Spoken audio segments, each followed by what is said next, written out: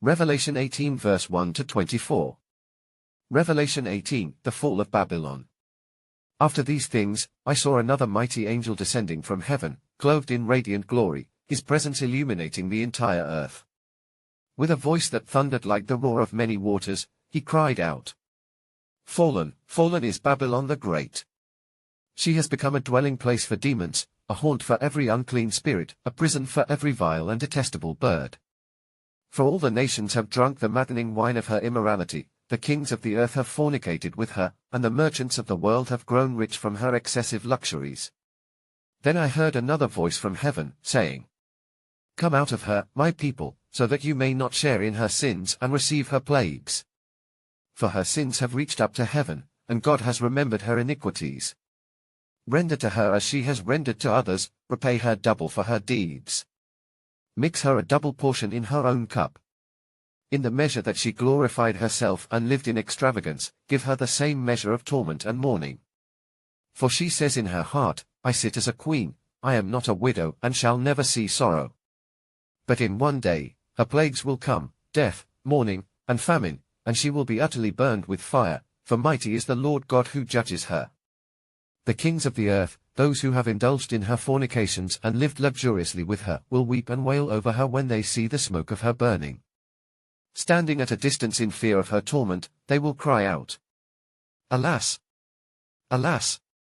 O great city, Babylon, the mighty city! In a single hour your judgment has come.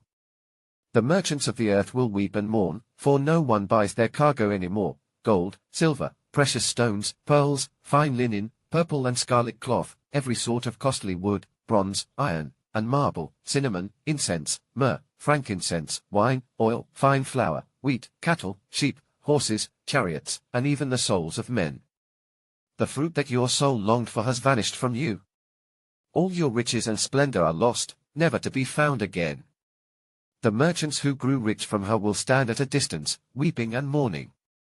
Alas, alas, the great city that was clothed in fine linen, purple and scarlet, adorned with gold, precious stones, and pearls. In 1 hour, such great wealth has been brought to ruin.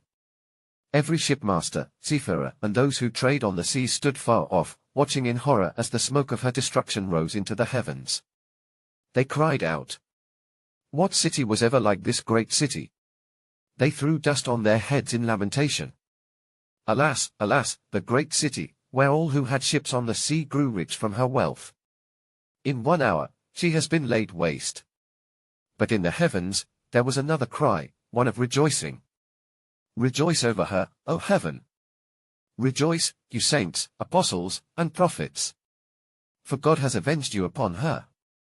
Then, I saw a mighty angel take up a great millstone and cast it into the sea, declaring, Thus, with violent force, shall Babylon the great city be thrown down, never to be found again. The sound of harpists, musicians, flutists, and trumpeters shall never be heard in you again. The light of a lamp shall never shine in you again. The voices of bridegroom and bride shall never be heard in you again. For your merchants were the great ones of the earth, and by your sorceries all nations were deceived. In her was found the blood of prophets, saints, and all who were slain upon the earth. And as I stood there, witnessing this great pronouncement, I knew that the hour of Babylon's judgment had come, never to rise again.